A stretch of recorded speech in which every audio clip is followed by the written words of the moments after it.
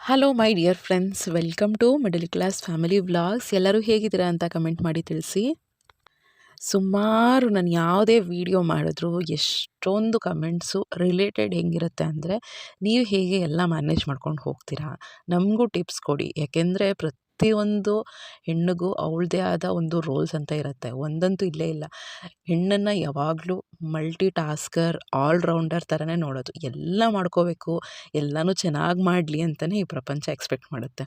ಅಂದರೆ ಒಂದು ಹೆಣ್ಣು ಯಾವಾಗಲೂ ಆಲ್ರೌಂಡರ್ ಆಗಿರಲಿ, ಎಲ್ಲ ಮಾಡ್ಕೊಂಡು ಹೋಗಲಿ, ಎಲ್ಲ ಬ್ಯಾಲೆನ್ಸ್ ಮಾಡಿ, ಪ್ರಪಂಚ ಎಕ್ಸ್ಪೆಕ್ಟ್ ಮಾಡೋದೇ ಹಾಗೆ. ಒಂದು ಹೆಣ್ಣು ಯಾವಾಗಲೂ ಆ್ಯಕ್ಟಿವ್ ಆಗಿರಲಿ, ನಗ್ನಗ್ತಾ ಇರಲಿ, ಏನಕ್ಕೆ ಕೇಳಿದ್ರು ಹೌದು, ಆಯಿತು, ಮಾಡ್ತೀನಿ, ಎಸ್ ಎಸ್ ಎಸ್ ಅಂತಲೇ ಹೇಳ್ತಾ ಇರಬೇಕು ಅಂತಲೇ ಎಕ್ಸ್ಪೆಕ್ಟ್ ಮಾಡುತ್ತೆ. ಅದು ಹೆಂಗಾಗೋಗಿದೆ ಅಂದರೆ, ಈ ಪ್ರಪಂಚಕ್ಕೆ ನಾವು ಅವ್ರು ಹೇಳಿದ್ದೆಲ್ಲ ಮಾಡಿದ್ರೆ, ಎಸ್ಪೆಷಲಿ ನಮ್ಮ ಸುತ್ತಲೂ ಇರೋರಿಗೆ ಅವ್ರು ಹೇಳಿದ್ದೆಲ್ಲ ನಾವು ಮಾಡ್ಕೊಂಡು ಹೋಗ್ತಾ ಇದ್ದರೆ ನಾವು ಒಳ್ಳೆಯವರು. ಒಂಚೂರು ಏನಾದ್ರು ನಮ್ಮ ಕೈಲಿ ಆಗಲ್ಲ, ನಾನು ಮಾಡಲ್ಲ ಅಂತ ಏನಾದರೂ ಹೇಳಿಬಿಟ್ರೆ ನಾವು ಕೆಟ್ಟವರು. ಸೊ ಅದಕ್ಕೇ ಇವತ್ತಿನ ವ್ಲಾಗಲ್ಲಿ ಯಾವ ರೀತಿ ಎಲ್ಲ ನಾವು ಮ್ಯಾನೇಜ್ ಮಾಡ್ಕೋಬೇಕು ನೋಡಿ. ಒಂದಂತೂ ತಲೆಯಲ್ಲಿ ಇಟ್ಕೋಬೇಕು, ನಾವು ಎಲ್ಲರೂ ಸ್ಯಾಟಿಸ್ಫೈ ಮಾಡೋಕ್ಕೆ ಆಗಲ್ಲ. ಬಟ್ ನಮ್ಮ ಸೆಲ್ಫ್ ಸ್ಯಾಟಿಸ್ಫ್ಯಾಕ್ಷನ್ ಮಾಡ್ಕೊಳ್ದೆ ಇಡೋಕ್ಕಾಗಲ್ಲ. ನಮ್ಮ ಸೆಲ್ಫ್ ಸ್ಯಾಟಿಸ್ಫ್ಯಾಕ್ಷನ್ಗೋಸ್ಕರ ನಾವು ಹೇಗೆ ಎಲ್ಲ ಬ್ಯಾಲೆನ್ಸ್ ಮಾಡ್ಕೊಂಡು ಹೋಗಬೇಕು ಅಂದರೆ, ನಾವು ಖುಷಿಯಾಗಿರಬೇಕು.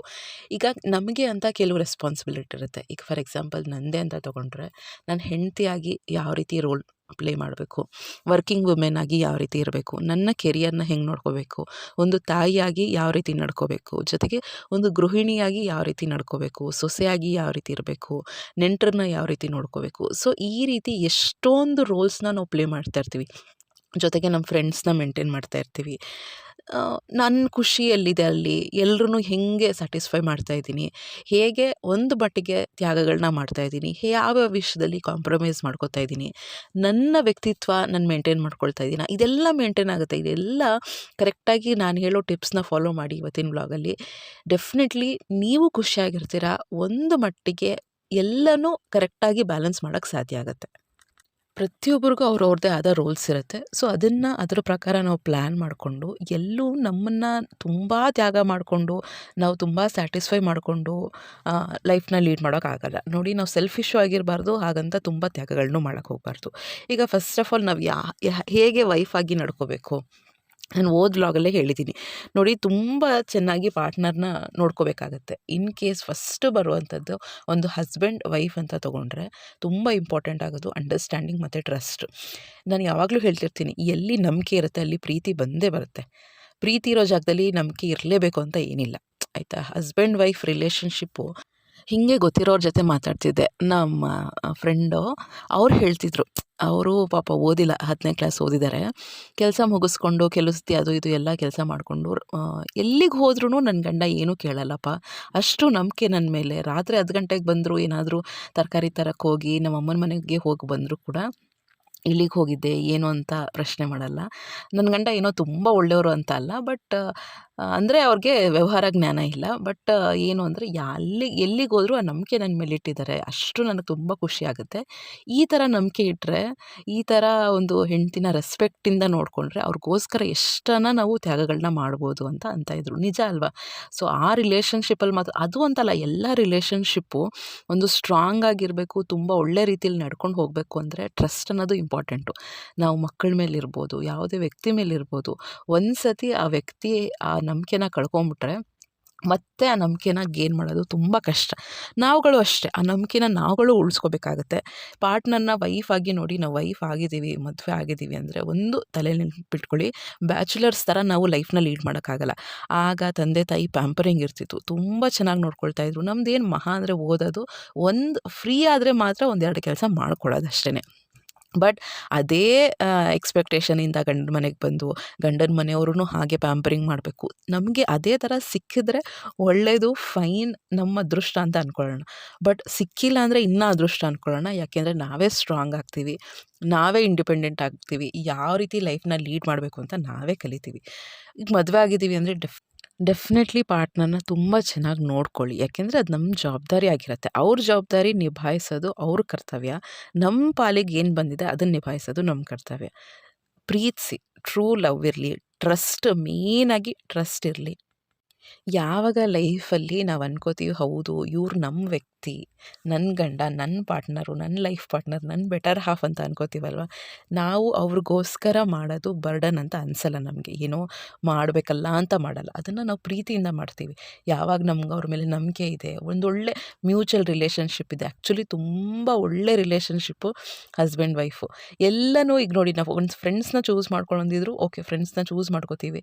ಬ್ಲಡ್ ರಿಲೇಷನ್ ಹೆಂಗೆ ಅಂದರೆ, ದೇವರೇ ಒಂದು ಸ್ಕೆಚ್ ಮಾಡಿ ಕಳಿಸಿರ್ತಾರೆ, ಇವ್ರು ನಿಮ್ಮ ಅಕ್ಕ, ಇವ್ರು ನಿಮ್ಮಮ್ಮ, ಇವ್ರು ನಿಮ್ಮಪ್ಪ ಅಂತ ಅವರೇ ಒಂದು ಪ್ಲ್ಯಾನ್ ಮಾಡಿ ಕಳಿಸಿರ್ತಾರೆ. ಬಟ್ ಹಸ್ಬೆಂಡು ಎಷ್ಟೋ ಒಂದು 25ಕ್ಕೆ ಮದುವೆ ಆದರೂ ಕೂಡ 25 ವರ್ಷ ಅವ್ರು ಯಾರು ಅಂತಲೇ ಗೊತ್ತಿರಲ್ಲ ನಮಗೆ. ಅಂಥವ್ರನ್ನ ಮದುವೆ ಆಗ್ತೀವಿ. ಲೈಫಲ್ಲಿ ಎಷ್ಟೊಂದು ರೆಸ್ಟ್ ಆಫ್ ದ ಲೈಫ್ ಅವ್ರ ಜೊತೆ ಕಳಿತೀವಿ. ಕಾಂಪ್ರಮೈಸಸ್ಸು, ಜಗಳ, ಮನಸ್ತಾಪ, ತ್ಯಾಗಗಳು, ಲವ್, ಟ್ರಸ್ಟು, ಅವ್ರಿಗೋಸ್ಕರ ಎಷ್ಟು ಅದೊಂಥರ ಬ್ಯೂಟಿಫುಲ್ ರಿಲೇಷನ್ಶಿಪ್. ಎಷ್ಟು ಹಸ್ಬೆಂಡ್ ವೈಫ್ನ ನೋಡಿದ್ದೀನಿ, ಒಬ್ರಿಗೊಬ್ರಿಗೋಸ್ಕರ ಅಷ್ಟು ಪ್ರಾಣ ಬಿಡ್ತಾರೆ. ಆಮೇಲೆ ಕೆಲವು ಸ್ಟೇಟಸ್ನ ನೋಡ್ತಾ ಇರ್ತೀನಿ, ವಯಸ್ಸಾಗಿರೋಂಥ ಒಬ್ಬರಿಗೆ 96 ಇಯರ್ಸು, ಇನ್ನೊಬ್ಬರಿಗೆ 90. Husband wife 96 ಹಸ್ಬೆಂಡ್ಗೆ, 96 years husband, wife ಚೆನ್ನಾಗಿ ರೆಡಿ ಆಗಿದ್ರೆ ಸೆಲ್ಫಿ ತಗೊಳ್ಳೋದು, ಅವಳದು ಫೋಟೋ ತಗೊಳ್ಳೋದು. ಸೊ ಈ ರೀತಿ ಒಂದು ಹಸ್ಬೆಂಡ್ ವೈಫ್ ರಿಲೇಷನ್ಶಿಪ್ ತುಂಬ ಚೆನ್ನಾಗಿದೆ ಅಂದರೆ ಲೈಫ್ ಲಾಂಗು ತುಂಬ ಹ್ಯಾಪಿಯಾಗಿ ಹೋಗುತ್ತೆ. ಆಮೇಲೆ ನಮಗೆ ಕೊನೆವರೆಗೂ ಬರುವಂಥದ್ದೇ ಗಂಡ, ಅಂದರೆ ಗಂಡನಿಗೂ ಕೊನೆವರೆಗೂ ಬರುವಂಥದ್ದು ಹೆಂಡತಿ. ಸೊ ಆ ಥರ ರಿಲೇಷನ್ಶಿಪ್ನ ಯಾವ ರೀತಿ ಚೆನ್ನಾಗಿ ಮೇಂಟೈನ್ ಮಾಡ್ಕೋಬೇಕು ಅನ್ನೋದು ನಮ್ಮ ಕೈಲೇ ಇರುತ್ತೆ. ಸೊ ಅದೆಲ್ಲ ಮ್ಯೂಚುವಲ್ಲು ಅರ್ಥ ಮಾಡ್ಕೊಂಡು ಹೋಗಬೇಕು. ಎಷ್ಟೇ ಟೈಮ್ ಇಲ್ಲ ಅಂದರೂ ಕೂಡ ಟೈಮ್ ಮಾಡಿಕೊಂಡು ಸ್ಪೆಂಡ್ ಮಾಡ್ಕೋಬೇಕು ಪಾರ್ಟ್ನರ್ ಜೊತೆ. ಈಗ ಹೆಂಗೆ ಬ್ಯುಸಿ ಲೈಫ್ ಶೆಡ್ಯೂಲಾಗಿ ಹೋಗಿದೆ ಅಂದರೆ, ಹಸ್ಬೆಂಡ್ಗೂ ಟೈಮ್ ಇರಲ್ಲ, ವೈಫ್ಗೂ ಟೈಮ್ ಇರಲ್ಲ. ಸೊ ಆದಷ್ಟು ಟೈಮ್ ಮಾಡಿಕೊಂಡು ಒಂದು ಮ್ಯೂಚುವಲಿ ಅರ್ಥ ಮಾಡಿಕೊಂಡು ಕೂತ್ಕೊಂಡು ಟೈಮ್ ಸ್ಪೆಂಡ್ ಮಾಡ್ಕೊಳ್ಳೋಂಥದ್ದು, ಮೂವಿ ನೋಡುವಂಥದ್ದು, ಮಕ್ಕಳ ಬಗ್ಗೆ ಮಾತಾಡುವಂಥದ್ದು, ಏನೋ ಒಂದು ಮಾಡ್ತಾ ಇರಬೇಕು. ಇಲ್ಲಾಂದರೆ ಹಾಗೇ ಡಿಸ್ಟೆನ್ಸ್ ಮೇಂಟೈನ್ ಅಂದರೆ ಡಿಸ್ಟೆನ್ಸ್ ಮೇಂಟೈನ್ ಆಗಿಬಿಡುತ್ತೆ. ಹೆಂಗೋ ಲೈಫ್ ನಡೀತಾ ಇರುತ್ತೆ, ಹೆಂಗೋ ನಡೆಯೋಕ್ಕಿಂತ ತುಂಬ ಚೆನ್ನಾಗಿ ಮೆಮೊರೀಸ್ನ ಕ್ರಿಯೇಟ್ ಮಾಡ್ಕೋಬೇಕು. ಈಗ ಎಲ್ಲೋ ಒಂದು ಹಸ್ಬೆಂಡ್ ವೈಫ್ ವಾಕಿಂಗ್ಗೆ ಹೋಗೋದಿರ್ಬೋದು, ಹಿಂಗೋ ದೇವಸ್ಥಾನಕ್ಕೆ ಹೋಗೋದಿರ್ಬೋದು, ಅದೆಲ್ಲ ಏನು ಅಂದರೆ ಒಂದು ವಯಸ್ಸಾದಮೇಲೆ ಹೌದು ಇಂಥ ವಯಸ್ಸಲ್ಲಿ ನಾವು ಈ ರೀತಿ ಮೆಮೊರೀಸ್ನ ಮಾಡ್ಕೊಂಡಿದ್ವಿ, ಅಷ್ಟೇ. ಲೈಫ್ ಈಸ್ ಮೇಕಿಂಗ್ ಮೆಮೊರೀಸ್ ಅಷ್ಟೇ. ಸೊ ಅದಕ್ಕೇ ಆದಷ್ಟು ಒಳ್ಳೆ ರೀತಿಲಿ ಲೈಫ್ನ ಲೀಡ್ ಮಾಡೋಕ್ಕೆ ಹಸ್ಬೆಂಡ್ ವೈಫ್ ರಿಲೇಷನ್ಶಿಪ್ ತುಂಬ ಚೆನ್ನಾಗಿರಬೇಕು. ನನಗೂ ಈಗ ಎಷ್ಟು ಅನಿಸುತ್ತೆ ಗೊತ್ತಾ, ನನಗೆ ನಮ್ಮ ಹಸ್ಬೆಂಡ್ ಏನಕ್ಕೆ ಅಷ್ಟು ಇಂಪಾರ್ಟೆಂಟು ಅಂದರೆ, ಅವರಷ್ಟೇ ಕೇರ್ ಮಾಡ್ತಾರೆ ನನಗೆ. ನಾನೇನಾದರೂ ಪ್ರಾಬ್ಲಮಲ್ಲಿದ್ದಾಗ, ನನಗೆ ಹುಷಾರಿಲ್ಲ ಅಥವಾ ತುಂಬ ಟೈಮ್ ಕಡಿಮೆ ಇದೆ, ಅಡುಗೆ ಮನೇಲಿ ಬಂದು ಹೆಲ್ಪ್ ಮಾಡಿಕೊಡ್ತಾರೆ. ನಾನು ಯಾವಾಗಲೂ ಕರೆಯಲ್ಲ ಆ್ಯಕ್ಚುಲಿ, ನನಗೆ ಡಿಪೆಂಡೆಂಟ್ ಆಗೋಕ್ಕೆ ಇಷ್ಟ ಇಲ್ಲ. ಸೊ ಬಟ್ ಏನಾದ್ರು ನೀಡಿದೆ ಅಂದಾಗ ಕರೆದ್ರೆ ಅವ್ರು ಹಾಗೆ ಬರ್ತಾರೆ. ಅವರು ಬ್ಯುಸಿ ಇರ್ತಾರೆ, ಇಲ್ಲ ಅಂತಲ್ಲ, ಬಟ್ ನನಗೆ ನೀಡಿದೆ ಅಂದಾಗ ಬಂದು ಅವರು ಹೆಲ್ಪ್ ಮಾಡಿಕೊಡ್ತಾರೆ, ಒಂದು ಮಾರಲ್ ಸಪೋರ್ಟ್ ಕೊಡ್ತಾರೆ, ಒಂದು ಸಜೆಷನ್ ಕೊಡ್ತಾರೆ, ಯಾವ ರೀತಿ ಲೈಫ್ ಲೀಡ್ ಮಾಡಬೇಕು ಹಾಗೆ ಹೀಗೆ ಅಂತ. ಈ ರೀತಿ ಒಂದು ಒಳ್ಳೆ ಬಾಂಡಿಂಗ್ ಮೇಂಟೈನ್ ಮಾಡಿಕೊಂಡ್ರೆ ನನಗೂ ಅನಿಸುತ್ತೆ, ನನಗೆ ಎಷ್ಟೇ ಸುಸ್ತಾಗಿದ್ರು ಹೌದು ಅವರು ಕಷ್ಟಪಡ್ತಿದ್ದಾರಲ್ಲ. ನನಗೆ ಸಂಜೆ ಹೊತ್ತು ಹೇಗೆ ಅಂದರೆ ಒಂದು ಹೆಜ್ಜೆ ಇಡೋಕ್ಕೂ ಆಗ್ತಿಲ್ಲ. ಇನ್ವಿಜಿಲೇಷನಲ್ಲಿ ಈ ನಡುವೆ ಈಗ ಎಕ್ಸಾಮ್ ಡ್ಯೂಟಿ ಅಲ್ವಾ, ಇನ್ವಿಜಿಲೇಷನ್ಸ್ ಹಾಕ್ಬಿಟ್ರೆ ಅಂತ ತುಂಬ ಸುಸ್ತಾಗಿರುತ್ತೆ, ಕಾಲೆಲ್ಲ ಒಳ್ಳೆ ಸ್ವೆಲ್ಲಿಂಗ್ ಬಂದಂಗೆ ಆಗಿರುತ್ತೆ. ಯಾಕೆಂದರೆ ನಿಂತ್ಕೊಂಡೇ ಇರ್ತೀವಿ 4 ಗಂಟೆ ಟೈಮು, 5 ಗಂಟೆ ಟೈಮ್ ಕೆಲವು ಸತಿ ಕ್ಲಾಸಸ್ಸು, ನಿಂತ್ಕೊಂಡೇ ಇರ್ತೀವಿ, ಕೂರಂಗಿಲ್ಲ ಇನ್ವಿಜಿಲೇಷನ್ ಟೈಮಲ್ಲಿ. ಸೊ ಆ ಥರ ಇದ್ದಾಗ ಕಾಲು ಫುಲ್ ಸ್ವೆಲ್ಲಿಂಗು. ಬಟ್ ನನಗೆ ಅಷ್ಟು ಕಷ್ಟ ಆದರೂ ಇಲ್ಲ ಮಾಡೋಣ. ನಮ್ಮ ಹಸ್ಬೆಂಡ್ ಈಗ ಊಟಕ್ಕೆ ಬರ್ತಾರೆ ಅಂದ್ಕೊಳ್ಳಿ, ನನ್ನ ಕೈಲಿ ಶಕ್ತಿನೇ ಇರಲ್ಲ. ಬಟ್ ಆ ಲವ್ ಏನನ್ಸುತ್ತೆ ಅಂದರೆ, ಏನೋ ಒಂದು ಸೈಡ್ ಡಿಶ್ ಮಾಡಿಕೊಡೋಣ ಪಾಪ ಅವ್ರೂ ಅಂತ ಅನಿಸುತ್ತೆ. ಇಲ್ಲ ಪ್ರೀತಿ ಇಲ್ಲ, ಆ ಥರ ಒಂದು ಮ್ಯೂಚುವಲ್ ಅಂಡರ್ಸ್ಟ್ಯಾಂಡಿಂಗ್ ಇಲ್ಲ ಅಂದರೆ ಏನೋ ಇದ್ದಿದ್ದು ಇಡೋಣ ಅನ್ನೋ ಲೆವೆಲ್ಗೆ ಆಗೋಗುತ್ತೆ. ಸೊ ಆದಷ್ಟು ನಾವು ಎಲ್ಲ ಬ್ಯಾಲೆನ್ಸ್ ಮಾಡ್ಕೊಂಡು ಹೋಗಬೇಕು. ಕಷ್ಟ ನಮಗೂ ಆಗುತ್ತೆ, ಇಲ್ಲ ಅಂತಲ್ಲ, ಬಟ್ ಅವ್ರ ಕಷ್ಟ ಇಲ್ಲ ಅಂತಲ್ಲ, ಅವ್ರಿಗೂ ಕಷ್ಟ ಇರುತ್ತೆ, ನಮಗೂ ಕಷ್ಟ ಇರುತ್ತೆ. ಒಂದು ಮ್ಯೂಚುವಲಿ ಹೌದು ಮಾಡ್ಕೊಂಡು ಹೋಗೋಣ, ಅರ್ಥ ಮಾಡ್ಕೊಂಡು ಹೋಗೋಣ, ಒಂದೇ ದೋಣಿಲಿ ಹೋಗ್ತಾ ಇರ್ತೀವಿ. ನಾವು ಸುಮ್ಮನೆ ಜಗಳ ಮಾಡಿಕೊಂಡು ಲೈಫಲ್ಲಿ ಎಷ್ಟು ದಿನ ನಾನು ಓದ್ತಾ ಇರ್ತೀನಿ ಅಂತ ಹೇಳಿದ್ನಲ್ಲ, ಲೈಫು ಯಾವತ್ತೂ ಕೊನೆ ಅಂತ ಹೇಳಕ್ಕೆ ಬರಲ್ಲ. ಅದಕ್ಕೇ ಯಾವುದೇ ಜಗಳಗಳಾದರೂ ಬೇಗ ಅದನ್ನು ಸಾಲ್ವ್ ಮಾಡಿಕೊಂಡು ಹ್ಯಾಪಿ ಮೂಮೆಂಟ್ಸ್ನ, ಹ್ಯಾಪಿ ಮೆಮೊರೀಸ್ನ ಮಾಡ್ಕೊಳ್ಬೇಕೇ ಹೊರತು ಯಾವಾಗಲೂ ಬೇಜಾರು ಮಾಡಿಕೊಂಡು ನಮ್ಮ ಲೈಫ್ನೂ ಸಪ್ಪೆ ಮಾಡಿಕೊಂಡು, ಮೇಯ್ನಾಗಿ ನಮ್ಮ ಲೈಫ್ ಬಗ್ಗೆ ನಾವು ನೋಡ್ಕೊಳ್ಳೋಣ. ಆ್ಯಕ್ಚುಲಿ ನಾವು ಚೆನ್ನಾಗಿರೋ ನಮ್ಮ ಸುತ್ತಮುತ್ತ ಜನಗಳು ಚೆನ್ನಾಗೇ ಇರ್ತಾರೆ. ಸೊ ಆ ರೀತಿ ಖುಷಿಯಾಗಿ ಲೈಫ್ನ ಲೀಡ್ ಮಾಡ್ಕೊಳ್ಳೋದು ತುಂಬ ಇಂಪಾರ್ಟೆಂಟ್. ವೈಫ್ ರೋಲ್ ಆ್ಯಕ್ಚುಲಿ ತುಂಬ ಕಷ್ಟ, ಬಟ್ ನಾವು ಅದನ್ನು ಇಷ್ಟಪಟ್ಟು ಮಾಡಿದ್ರೆ ಕಷ್ಟ ಅನಿಸಲ್ಲ. ಓಕೆನಾ.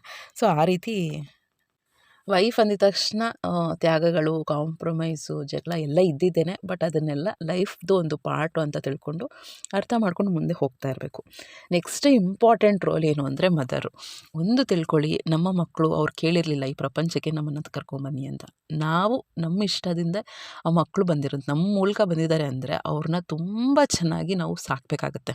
ಎಲ್ಲ ರೀತಿಯಲ್ಲೂ ಅವ್ರಿಗೇನೇನು ಬೇಸಿಕ್ ನೀಡ್ಸ್ ಕೊಡಬೇಕು ಅದು ನಮ್ಮ ಜವಾಬ್ದಾರಿ, ತಂದೆ ತಾಯಿ ಜವಾಬ್ದಾರಿ. ಅಂದರೆ ಈಗ ಪಾರ್ಟ್ನರ್ಸ್ ಬಿಟ್ಬಿಡಿ, ಅವ್ರ ಜವಾಬ್ದಾರಿ ಅವ್ರು ನೋಡ್ಕೋಬೇಕು. ಈಗ ನಾವು ಬೇರೆಯವ್ರ ಜವಾಬ್ದಾರಿ ಬಗ್ಗೆ ಮಾತಾಡೋದು ಬೇಡ. ನಾನು ಒಂದು ತಾಯಿಯಾಗಿ ನನ್ನ ಜವಾಬ್ದಾರಿ ಏನು, ನಾನು ಹೇಗೆ ನನ್ನ ಮಕ್ಕಳನ್ನ ಸಾಕಬೇಕು, ಒಂದು ಸಂಸ್ಕೃತಿ ಕೊಡೋದಿರ್ಬೋದು, ಒಂದು ಓದಿಸೋದಿರ್ಬೋದು, ಒಂದೊಳ್ಳೆ ಆರೋಗ್ಯ ಕೊಡೋದಿರ್ಬೋದು, ಅವ್ರ ಜೊತೆ ಟೈಮ್ ಸ್ಪೆಂಡ್ ಮಾಡೋದಿರ್ಬೋದು, ಅವರು ಒಳ್ಳೆ ರೀತಿಲಿ ಹೋಗ್ತಿದ್ದಾರಾ, ಅವ್ರ ಥಾಟ್ಸ್ ಏನು, ಅವ್ರಿಗೆ ಅಂದರೆ ಒಂದೊಂದು ಏಜಲ್ಲಿ ನಾವು ಒಂದೊಂದು ಥರ ನಡ್ಕೋಬೇಕಾಗುತ್ತೆ. ಎಷ್ಟು ಇಂಪಾರ್ಟೆಂಟ್ ಅಂದರೆ, ಒಬ್ರು ಯಾರೋ ಪಾಪ ಕಮೆಂಟ್ ಮಾಡಿದರು, ಚಿಕ್ಕ ಮಗು ಇದೆ, ಫಸ್ಟ್ ಸ್ಟ್ಯಾಂಡರ್ಡ್ ಮಗು ಇದೆ, 9 ತಿಂಗಳ ಮಗು ಇದೆ, ಯಾವ ರೀತಿ ಎಲ್ಲ ಬ್ಯಾಲೆನ್ಸ್ ಮಾಡ್ಕೋಬೇಕು ಅಂತ. ನನಗೂ ಸೇಮ್ ಆಲ್ಮೋಸ್ಟ್ ಅದೇ ಥರ ಇದ್ದಿದ್ದು. ಅವಳು ಫಸ್ಟ್ ಸ್ಟ್ಯಾಂಡರ್ಡ್ ಇದ್ಲು, ಇವಳು ಚಿಕ್ಕ ಮಗು, ಚಿಕ್ಕವಳಾಗಿದ್ಲು. ಸೊ ಅದು ಹೆಂಗಾಗೋಗುತ್ತೆ ಅಂದರೆ, ಪಾಪ ದೊಡ್ಡವಳಿಗೆ ನನ್ನ ಜೊತೆ ಟೈಮ್ ಸ್ಪೆಂಡ್ ಮಾಡಬೇಕು ಅಂತ ಇಷ್ಟ. ನನಗೂ ತುಂಬ ಎಮೋಷ್ನಲ್ ಆಗಿ ಹೋಗ್ತಾಯಿದ್ದೆ ಆ ಟೈಮಲ್ಲಿ. ಅವಳಿಗೆ ಬಂದು ನನ್ನ ಜೊತೆ ಕುತ್ಕೋಬೇಕು, ಮಾತಾಡಬೇಕು. ಇಷ್ಟು ದಿನ ಅವಳು ಒಬ್ಬಳೇ ಇರ್ತಿದ್ಲಲ್ಲ. ಆಮೇಲೆ ಒಂದು ಚಿಕ್ಕ ಪಾಪು ಬಂದಿದ್ದ ತಕ್ಷಣ ಅವ್ರಿಗೆ ಫೇಸು ಪಾಪ ಆ ವಯಸ್ಸಿಗೆ ಫಸ್ಟ್ ಸ್ಟ್ಯಾಂಡರ್ಡ್ಗೆ ಅವರು ಕಷ್ಟ. ನಾವು ಬಾಣ್ತಿಯಾಗಿರ್ತೀವಿ, ನಮ್ಮ ಹತ್ತಿರ ಬರೋಂಗಿಲ್ಲ, ಇದು ಮಾಡೋಂಗಿಲ್ಲ. ಬಟ್ ನಾವು ಮದರಾಗಿ ಎಷ್ಟು ನಮಗೆ ಕಷ್ಟ ಆದರೂ ಕೂಡ ಇಬ್ಬರಿಗೂ ಬ್ಯಾಲೆನ್ಸ್ ಮಾಡ್ಕೊಂಡು ಹೋಗಬೇಕು. ಚಿಕ್ಕ ಮಗು ಅದಕ್ಕೇನೂ ಗೊತ್ತಾಗಲ್ಲ, ಒಳ್ಳೆ ರೀತಿಯಲ್ಲಿ ಹಾಲು ಕುಡಿಸಿ ಅದ್ರ ಕೇರ್ ಮಾಡಿ, ಇಲ್ಲ ಅಂತಲ್ಲ, ನಿಮ್ಮ ಬಗ್ಗೆನೂ ನೀವು ಕೇರ್ ತೊಗೊಳ್ಳಿ. ಯಾಕೆಂದರೆ ನಿಮ್ಗೆ ಆಗ್ತಾನೆ ಡೆಲಿವರಿ ಆಗಿರುತ್ತೆ, ರೆಸ್ಟ್ ತೊಗೊಳ್ಳಿ. ಬಟ್ ಏನು ಗೊತ್ತಾ, ಆ ದೊಡ್ಡ ಮಗಳನ್ನೂ ನೆಗ್ಲೆಕ್ಟ್ ಮಾಡೋಕ್ಕೆ ಹೋಗಬೇಡಿ. ಟೈಮ್ ಸುಮಾರು ಸಿಕ್ಕತ್ತೆ ಫ್ರೆಂಡ್ಸ್, ನಾವು ಅಂದ್ಕೊಳ್ಳೋದಷ್ಟೇ, ಟೈಮ್ ಸಿಗುತ್ತೆ. ಅವಳನ್ನ ಕೂರಿಸ್ಕೊಳ್ಳಿ, ದಿನಕ್ಕೆ 1 ಅವರ್ ಟೈಮ್ ಸ್ಪೆಂಡ್ ಮಾಡಿದ್ರೂ ಸಾಕು. ಅವತ್ತಿಂದ ಅವತ್ತು ಓದಿಸ್ತಾ ಹೋದರೆ ಅವಳಿಗೆ ಬರ್ಡನ್ ಅಂತ ಆಗಲ್ಲ, ನಿಮಗೆ ಮೇಜರ್ಲಿ ಬರ್ಡನ್ ಅಂತ ಆಗಲ್ಲ. ಎಕ್ಸಾಮ್ ಟೈಮಲ್ಲೇ ಇಟ್ಕೊಳ್ಳೋದು, ಟೆಸ್ಟ್ ಟೈಮಲ್ಲೇ ಇಟ್ಕೊಳ್ಳೋದು. ಈಗ ನಾನು ಏನು ಹೇಳೋಗುತ್ತೆ, ಈಗ ಫಸ್ಟ್ ಸ್ಟ್ಯಾಂಡರ್ಡ್ ಇದ್ದಾಳೆ ಅಂತ ಹೇಳಿದ್ಲಲ್ಲ, ಬಿಟ್ಬಿಡಿ, ಎಷ್ಟಾಗುತ್ತೋ ಅಷ್ಟು ನಾವು ಓದಿಸಿ. ಬಟ್ ನೆಕ್ಸ್ಟ್ ಬರ್ತಾ ಈಗ ನೋಡಿ, ಫಸ್ಟ್ ಸ್ಟ್ಯಾಂಡರ್ಡಿಂದ 5th ಸ್ಟ್ಯಾಂಡರ್ಡ್ವರೆಗೂ ಅವ್ರು ಓದಿ ಏನೋ ಸಾಧಿಸೋದು ಏನೂ ಇಲ್ಲ. 5th ಸ್ಟಾರ್ಟ್ ಮಾಡಿದ್ರು ಅವ್ರು ಏನೋ ಸಾಧಿಸ್ಕೋತಾರೆ ಲೈಫಲ್ಲಿ. ತುಂಬ ಟೆನ್ಷನ್ ಮಾಡ್ಕೊಳಕ್ಕೆ ಹೋಗ್ಬೇಡಿ. ಬೇಸಿಕ್ಸ್ ಎಷ್ಟಿದೆ ಅಷ್ಟನ್ನು ಮಾತ್ರ ಅವ್ರಿಗೆ ಹೇಳ್ಕೊಡಿ. ಆದಷ್ಟು ಜಸ್ಟಿಸ್ ಕೊಡಿ, ನಿಮ್ಗೊಂದು ಸ್ಯಾಟಿಸ್ಫೈ ಆಗಬೇಕು. ಎಲ್ಲ ನಮ್ಮನ್ನು ಕೈ ಮೀರಿ ನಮ್ಗೆ ಆಗದಿರೋದೆಲ್ಲ ಏನೂ ಮಾಡೋಕ್ಕಾಗಲ್ಲ ಲೈಫಲ್ಲಿ. ನಮ್ಮ ಕೈಲಿ ಎಷ್ಟಾಗುತ್ತೋ ಅಷ್ಟೇ ಮಾಡೋಕ್ಕೆ ಸಾಧ್ಯ. ಸೊ ನಿಮಗೆ ಎಷ್ಟು ಕಂಫರ್ಟಬಲ್ ಆಗುತ್ತೆ, ಚಿಕ್ಕ ಮಕ್ಕಳನ್ನೂ ಮತ್ತು ದೊಡ್ಡ ಮಗಳನ್ನೂ ಮೇಂಟೈನ್ ಮಾಡಿಕೊಂಡು, ನಿಮ್ಮ ಹೆಲ್ತ್ನೂ ನೋಡಿಕೊಂಡು ಎಷ್ಟು ಮಾಡೋಕ್ಕಾಗುತ್ತೆ ಅಷ್ಟು ಮಾತ್ರನೇ ಮಾಡಿ. ಕೆಲಸ ಅದು ಇದು ಅಂತ ಇರುತ್ತೆ, ಇಲ್ಲ ಅಂತಲ್ಲ. ಬಟ್ ತುಂಬ ಹೈಜೀನ್ ಮೇಂಟೈನ್ ಮಾಡ್ಕೊಳ್ಳೋದು, ಏನೋ ತುಂಬ ವೆರೈಟಿ ಅಡುಗೆಗಳು ಮಾಡೋದು, ಇವೆಲ್ಲ ಮಾಡೋಕ್ಕೆ ಹೋಗಬೇಡಿ. ವಾಂಟ್ಸ್ನ ಸೈಡಿಗೆ ಇಟ್ಬಿಡಿ. ಅಂದರೆ ನನಗೆ ಅದು ಮಾಡ್ಬೋದು, ಇದು ಮಾಡ್ಬೋದು, ಅದಕ್ಕಿಂತ ಬೇಸಿಕ್ ನೀಡ್ ಏನಿದೆ, ಒಂದು ಫ್ಯಾಮಿಲಿ ನಡ್ಸೋಕ್ಕೆ ಯಾವ ರೀತಿ ನಾನು ಬೇಸಿಕ್ಕಾಗಿ ನಡೆಸ್ಕೋಬೋದು. ಈಗ ನಾನು ಕೆಲಸ ಮಾಡಬೇಕು ಅಂದರೆ ಇಡೀ ದಿನ ಕೆಲಸ ಮಾಡಿಕೊಂಡೇ ಇರ್ಬೋದು. ಮನೆ ಕೆಲಸ ಮುಗಿಯೋದ ಕೆಲಸ ನಾನು ಹೇಳ್ತಾನೆ ಇರ್ತೀನಿ, ಇಡೀ ದಿನ ತಿಕ್ತಾನೆ ಇರ್ಬೋದು, ತೊಳಿತಾನೆ ಇರ್ಬೋದು, ಕ್ಲೀನ್ ಮಾಡ್ತಾನೆ ಇರ್ಬೋದು. ಬಟ್ ನಾನು ಇಷ್ಟು ಕೆಲಸ ಮುಗಿಸ್ಕೊಂಡು ಬಂದಮೇಲೆ ನನಗೆ ಎಷ್ಟಾಗುತ್ತೆ, ಎಷ್ಟು ಕ್ಲೀನ್ ಮಾಡ್ಬೋದು ಅಷ್ಟನ್ನು ಮಾತ್ರನೇ ಸೆಲೆಕ್ಟ್ ಮಾಡ್ಕೋತೀನಿ. ಸೊ ಆ ರೀತಿ ಎಲ್ಲ ಬ್ಯಾಲೆನ್ಸಿಂಗ್ ಅಷ್ಟೇ. ಇದೆಲ್ಲ ಬರೋದು ಒಂದು ಎಕ್ಸ್ಪೀರಿಯನ್ಸಿಂದನೇ. ಈಗ ತಾನೇ ತಾಯಿಯಾಗಿರ್ತೀರ, ಸೊ ಅದೆಲ್ಲ ಕಷ್ಟ ಇಬ್ಬರನ್ನ ಮೇಂಟೈನ್ ಮಾಡೋದು. ಹೋಗ್ತಾ ನೀವೇ ಎಕ್ಸ್ಪರ್ಟ್ ಆಗ್ತೀರಾ. ಸೊ ಎಲ್ಲರೂ ಝೀರೋಯಿಂದನೇ ಸ್ಟಾರ್ಟ್ ಮಾಡೋದು. ಝೀರೋಯಿಂದ ಸ್ಟಾರ್ಟ್ ಮಾಡಿದಾಗ ಕಷ್ಟ, ಏನೂ ಗೊತ್ತಾಗಲ್ಲ, ಕನ್ಫ್ಯೂಷನಲ್ಲಿ ಇರ್ತೀವಿ. ಮತ್ತು next first standard to 5th standard ನಾವು ಯಾವ ರೀತಿ ಅಂದರೆ, ಅವ್ರಿಗೆ ಒಳ್ಳೇದು ಯಾವುದು, ಕೆಟ್ಟದ್ದು ಯಾವುದು. ಹೆಣ್ಮಕ್ಳು ಅಂದ್ರೂ ಅಷ್ಟೇ ತುಂಬ ಕೇರ್ಫುಲ್ಲಾಗಿರಬೇಕು, ಗಂಡು ಮಕ್ಳು ಅಂದರೆ ಇನ್ನೊಂದು ಥರ ಕೇರ್ಫುಲ್ಲಾಗಿರಬೇಕು. ಸೊ ಆ ರೀತಿ ನಾವು ಒಂದು ತಾಯಿಯಾಗಿ ಎಲ್ಲ ನಿಭಾಯಿಸ್ಕೋಬೇಕಾಗುತ್ತೆ.